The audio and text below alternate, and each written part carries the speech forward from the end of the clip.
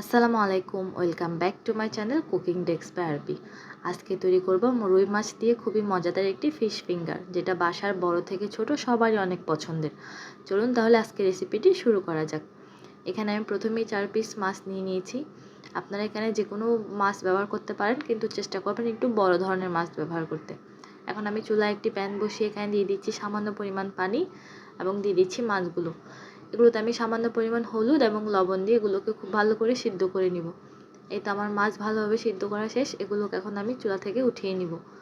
এই তো আমি পানি ঝরিয়ে মাছটাকে একটু ঠান্ডা হতে দিয়ে এগুলোর কাঁটাগুলো খুব ভালোভাবে বেছে নিব।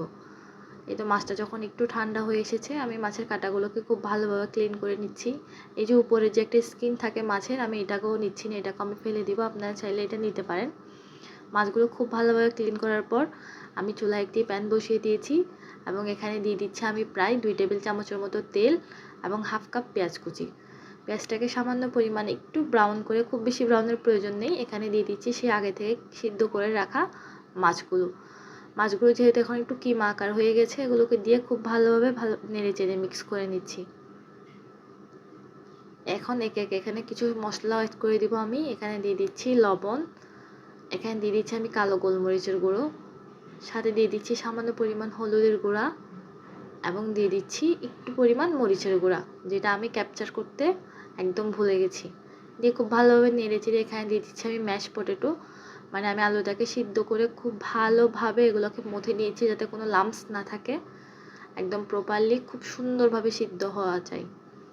এখন আমি এখানে দিয়ে দিচ্ছি 1 টেবিল চামচের মতো টমেটো সস এবং 1 টেবিল চামচের মতো সয়া সস। দিয়ে আমি খুব ভালোভাবে নেড়ে চেড়ে এখানে অ্যাড করে দিচ্ছি কাঁচামরিচ কুচি, ঝালটা আপনারা আপনাদের প্রেফারেন্স অনুযায়ী দিবেন, এবং দিয়ে দিচ্ছি আমি ধনিয়া পাতা কুচি। এই তো দিয়ে খুব ভালোভাবে নেড়ে চেড়ে আমার এই মাছের যে ফিলিংসটা সেটা তৈরি করে নিচ্ছি। এই তো আমার মাছের ফিলিংসটা প্রায় তৈরি করা শেষ। এখন আমি এটাকে চুলা থেকে উঠিয়ে এক পাশে ঠান্ডা হওয়ার জন্য রেখে দিব।